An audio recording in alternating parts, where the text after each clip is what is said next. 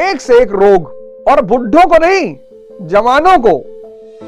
उसमें से एक बहुत खतरनाक रोग जो आज सबको हो रहा है वो है डायबिटीज।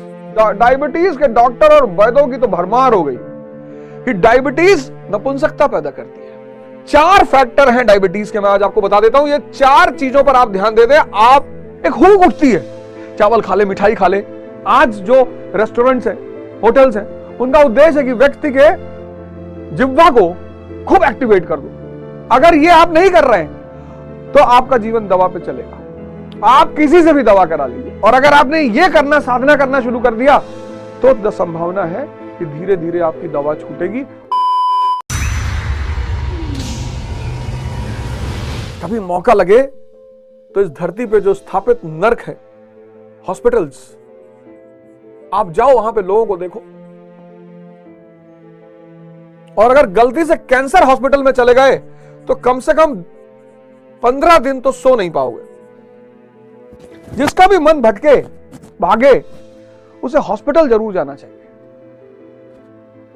तमाम तरह के रोग, एक से एक रोग, और बुढ़ों को नहीं, जवानों को।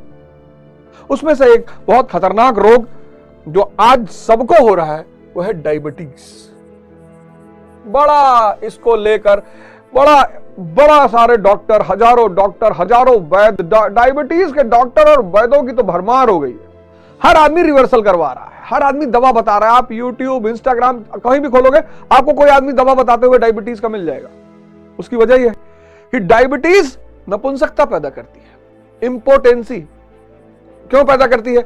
शुगर ही तो शक्ति पैदा करती है, मीठा वही तो शक्ति पैदा करती है। और जब मीठा अंदर जाएगा ही नहीं, लेकिन शुगर, डायबिटीज को वही लोग क्योर कर सकते हैं जो साधना और ध्यान के रास्ते पर है। मैं उसको एक तथ्य बताऊंगा, बाकी तो दवाइयां काम करेंगी, आप दवा खाएंगे, योग करेंगे, ध्यान करें, लेकिन शुगर रिवर्स वही कर सकते हैं, ठीक वही कर सकते हैं जो ध्यानी है। आध्यात्मिक जुड़ाव है डायबिटीज का।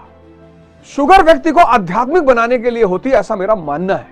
ये जो शुगर की बीमारी है, यह व्यक्ति को अध्यात्म के रास्ते पर लाने के लिए होती है। कि अब बहुत खा ली है, कितना खाओगे, लेकिन बच्चों को भी हो रही है, तो बच्चों का अध्यात्म से क्या लेना देना। 4 फैक्टर हैं डायबिटीज के, मैं आज आपको बता देता हूं। ये 4 चीजों पर आप ध्यान दे दें। आप शुगर में शुगर कंट्रोल करने से ज्यादा जिस चीज को कंट्रोल करना है उसको कहते हैं क्रेविंग। सारा शुगर का पेशेंट इससे परेशान रहता है। क्रेविंग को हिंदी में कहते हैं तीव्र इच्छा। सारे शुगर के पेशेंट इससे परेशान है, क्रेविंग से। एक हुक उठती है, चावल खा ले, मिठाई खा ले, एक बहुत जबरदस्त हुक अंदर से उठती है। और ये पता किसकी वजह से उठती है? ये बेहोशी की वजह से उठती है।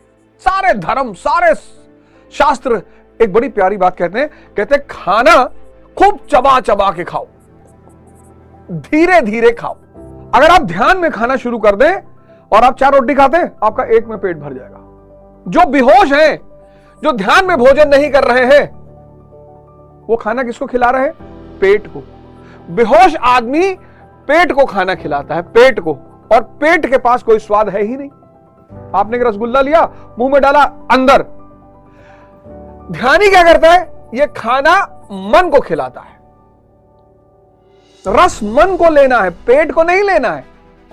और अगर एक रोटी में मन को पूरा रस मिल गया और दूसरी मांगेगा ही नहीं। ट्राई करके देखो। सब कहते हैं खाना कैसे। आज का आदमी गटागट ऑफिस जाना है, तुरंत 2 रोटी में एक आधी तोड़ी कड़ाक से अंदर, इतना चावल 3 मिनट में अंदर, 1 मिनट में। मन चिल्लाता रहता, भैया भैया भैया भैया भैया भैया। स्वाद मन को लेना होता है।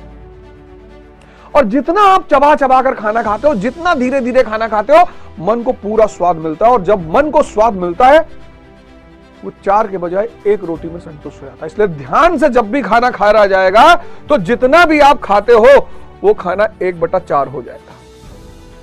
आपको खाना छोड़ने की जरूरत ही नहीं। आपको ध्यान में खाना खाने की जरूरत है।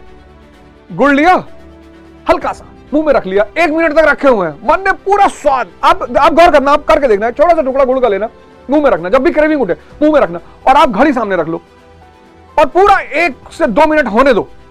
आपका मन कहेगा भैया हो गया, खा लिए भैया, मिल गया स्वाद भैया, संतुष्टि हो गई भैया। आज का बेहोश आदमी मन को कहीं से भी संतुष्ट नहीं कर रहा है। पहली डायबिटीज के पेशेंट की चुनौती। दूसरी चुनौती उसकी क्या है? हरामखोरी। यह उसकी दूसरी चुनौती। बचपन में हमें याद है हम कितना भी खाते थे, खेलते थे। बचपन का संबंध किससे है? खेलने से। और बहुत मार खाते थे फिर भी खेलते थे। तो कुछ भी खाते थे वो हजम हो जाता था। आज का बच्चा ना खेलने के लिए मार खा रहा है, हम खेलने के लिए मार खाते हैं। मोबाइल और गैजेट तो ऐसा पकड़ लिया, बाहर जाना ही नहीं, खेलना ही नहीं। योग, पहला काम तो आपको ध्यान करना है, और दूसरा योग। सब कुछ नहीं कर पाते, आप आधा घंटा तो भैया अपने आप को। खाओगे तो पचाओगे भी, तो मेहनत भी तो करोगे, तभी तो पचेगा। बस आप जीवन में ये देखो कि आप अनावश्यक कहां बैठते हो। टीवी के सामने खत्म कर दो, बैठ के 3 घंटा चाय पी रहे हैं परिवार के साथ, कह रहे टाइम ही नहीं है। श्रम शारीरिक करेगा आदमी तो खाना हजम होगा। ये दूसरी चुनौती है। जैसे ही बचपन में से बचपन खत्म, खेलना खत्म, वैसे ही डायबिटीज दस्तक देने लगती है। और खासकर उन लोगों को जिनके पास खाने की अच्छी सुविधा है। मजदूर देखो, रिक्शा वाले को देखो, उसको पता ही नहीं कि उसको कितना बड़ा वरदान है कि डायबिटीज नहीं है, उसको कितनी ताकत है उसके शरीर में। तीसरी बदतमीजी, डिसिप्लिन है ही नहीं। रात में 2 बजे खाना खा रहे हैं, पूरी शरीर के ऑर्गन सो रहे हैं, उसको जगा दिया, उठा के डाल दिया, एक चिकन डाल दिया अंदर। 2 बजे खाना, 1 बजे खाना, 1:30 बजे खाना, 9 बजे खाना, कुछ है ही नहीं जीवन में डिसिप्लिन। भैया आप पिक्चर हॉल में बैठे हो, मूवी देख रहे हो, भुना हुआ चना रख लो, वहीं खाते रहो। आप एक जीवन को एक व्यवस्थित कर लो। और बेवकूफी, कुछ भी खाते हैं, चलो बच्चे कुछ भी खा ले। आज जो रेस्टोरेंट्स हैं, होटल्स हैं, उनका उद्देश्य है कि व्यक्ति के जिह्वा को खूब एक्टिवेट कर दो। मेयोनीज, मसाला, स्पाइसेस, फ्राई, रोस्टेड। खाने का काम है शक्ति में वृद्धि। खाना जीभ के लिए नहीं खाया जाता, खाना शरीर को बल देने के लिए है। जीभ को सिर्फ अय्याशी कराने के लिए नहीं है। कुछ भी, मैगी ठीक है, कभी अर्जेंसी में खा लिया, कभी भूख लगी है, किसी और कोई साधन नहीं, वो भी खा लिया, कोई दिक्कत नहीं। आज का आदमी खाने के लिए बल को ध्यान में नहीं रखता, स्वाद को ध्यान में रखता है। और इन 4 चीजों से निपटने के लिए क्रेविंग यानी तीव्र इच्छा, हरामखोरी, बदतमीजी और बेवकूफी, ये 4 फैक्टर हैं डायबिटीज के। और इन चारों से निपटने के लिए जिसकी जरूरत है वो है साधना। इसलिए मैं कहता हूं कि डायबिटीज जो है वो अध्यात्म के मार्ग पर लाने की बीमारी है। अगर ये आप नहीं कर रहे हैं तो आपका जीवन दवा पे चलेगा।